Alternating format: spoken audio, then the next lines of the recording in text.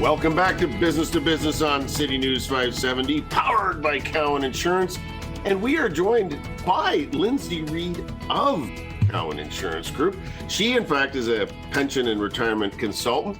And we wanted to have you back on, Lindsay. You did such a great job last couple of weeks ago that we wanted to have you back on to make Greg so much smarter about group retirement programs. And you know, who better than to bring you to school up Greg, because there's lots to choose from, Gregory. And as we know, recruiting and retaining talent rests on not only salary, but on benefits and programs like retirement and employee benefits.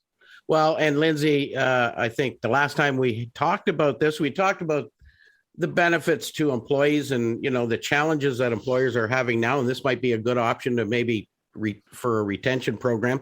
But what we need to get kind of into the meat and potatoes about pension plans, because I think that's the obvious next step that we should talk about. What type of plan is most commonly offered to small businesses? What do they usually look for?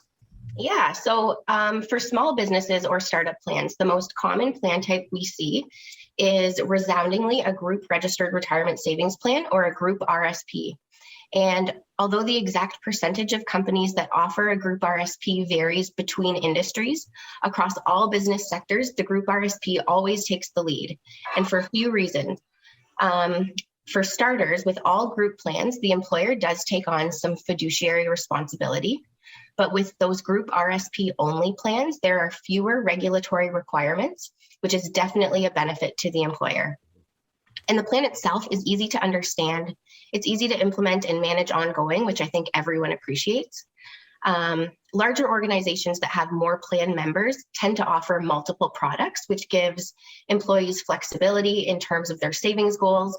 And small business owners can certainly opt to do this too. The option is definitely there, but for those that are looking for simplicity and ease, the group RSP is a really good place to start.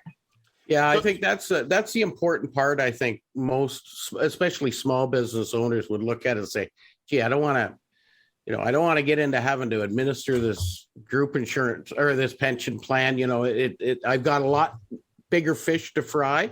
But having a group RSP enables the company to actually do the management of it. Are these registered as well? So can the employee's contribution be used as a tax deduction at the end of the year? Absolutely. And actually, the nice thing is it's not at the end of the year. When it comes directly off of their paycheck, they get that immediate tax savings. So yes, it goes into their RSP, which ideally they're saving for retirement. But yeah, they're getting that immediate tax break by making those biweekly or monthly contributions whenever they get paid. Wow. So if someone was a small business said, yeah, you know what, it's just important. I need to do this. I want to make sure that I'm keeping the talent, the scarce talent that's out there right now. I want to make sure they're sticking with me. I want to implement a group retirement program of some sort. What are some of the decisions that they need to consider before implementing a group retirement program? Yeah, so specifically with smaller plans, we work with 3 large carriers or providers who all offer excellent programs. And at Cowan, we would work with the employer or the HR rep to choose which carrier is the best fit for that organization. But all 3 of these carriers have pre-built or what we call off-the-shelf features. So it's simple, straightforward, and streamlined. And it's tried and true. And although the program itself is pre-designed to take out the complexity of plan implementation and management, you as the employer still have complete control over plan design, meaning you can decide on eligibility criteria. Are you allowing employees to join immediately upon hire, or are you lining eligibility up with your probationary period or other benefits waiting periods? You also decide on things like the contribution formula. So depending on your company's budget and benchmarking in your specific sector, what percentage of earnings are you willing to match into the employee's accounts? So you can still make those decisions to make the plan your own, but without all of the intricacy.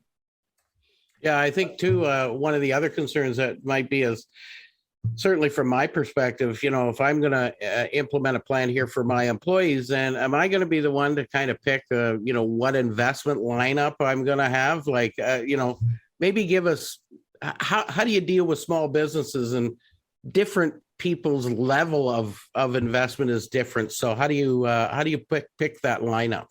Yes, exactly, Greg. And I think investments overall can be really overwhelming for a lot of people. So each of our carriers' startup plan platforms come with a pre-designed fund lineup selected by the respective carrier's investment specialists, meaning there's nothing required in terms of investment selection or even knowledge from the employer. And these pre-selected fund lineups are diversified, they're relevant, and they're predetermined so that the member can make the choice that's best for them. Each fund in these fund lineups has a corresponding investment management fee, or IMF. In the retail space, you'd hear it referenced as a management expense ratio, or MER, and the IMF is paid directly by the member. And whether your employees open an individual RSP at a bank or participate in the group RSP sponsored by their employer, there are always going to be investment management fees associated. The nice thing with these group plans is that your members' money is actually pooled. So typically the investment management fees they're paying are much lower than those that they would actually pay at a retail bank. And the other thing is that with these group plans, all of our carriers offer target date funds in their lineup, which are really great investment options and are actually each carrier's default fund for these startup platforms, meaning if the member enrolls and doesn't select the way they wish to invest their money, or if they're not very investment savvy and don't really have any desire or interest to be, they'll be defaulted by the carrier into that target date fund. And the reason I say target date funds are such excellent options is because they're hands off for the member, they're easy to understand, which, like I said, is really nice because I think investments can be intimidating for a lot of people. Mm-hmm. And because there is so much diversification within a target date fund, they're a really great option, especially in today's crazy volatile market.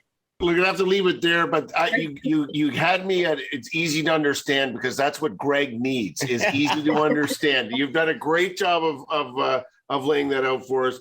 Listen, thanks for joining us. We've been joined by our good friend Lindsay Reid. She is a pension and retirement consultant at Cowan Insurance.